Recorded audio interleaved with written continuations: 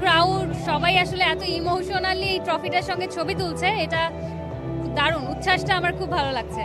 আসলে এই আকর্ষণটা আসলে বলে বোঝানোর মতো না, কারণ এটা বাংলাদেশে ফর দ্য ফার্স্ট টাইম আমরা দেখতে পাচ্ছি। অ্যান্ড এটা দেখার জন্য আমরা সবাই অনেক এক্সাইটেড, ছবি তোলার জন্য।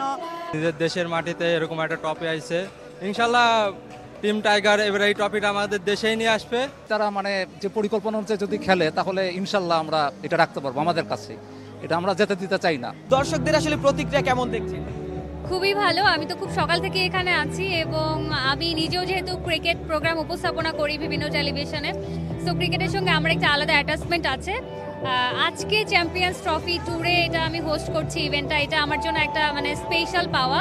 আর এই যে ক্রাউড সবাই আসলে এত ইমোশনালি এই ট্রফিটার সঙ্গে ছবি তুলছে, এটা দারুণ। উচ্ছ্বাসটা আমার খুব ভালো লাগছে।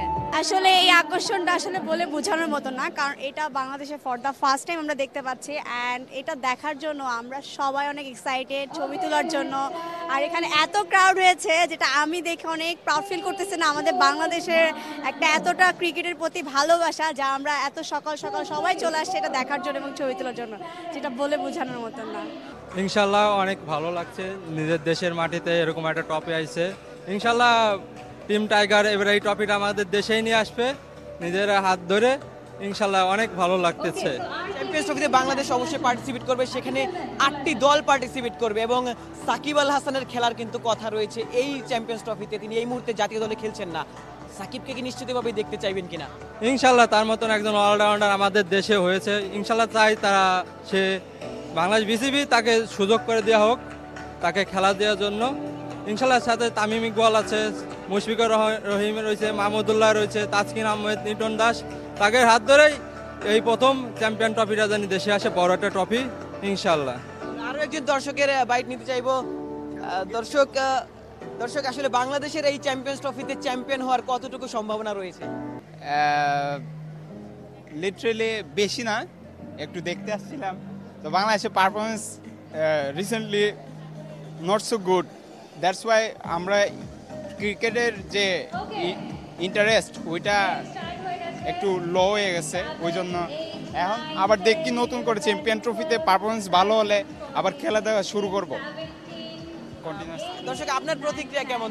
চ্যাম্পিয়ন্স ট্রফির সাথে ছবি তুলতে এসেছেন, দেখতে এসেছেন, সেখানে বাংলাদেশ দল কেমন করতে পারে?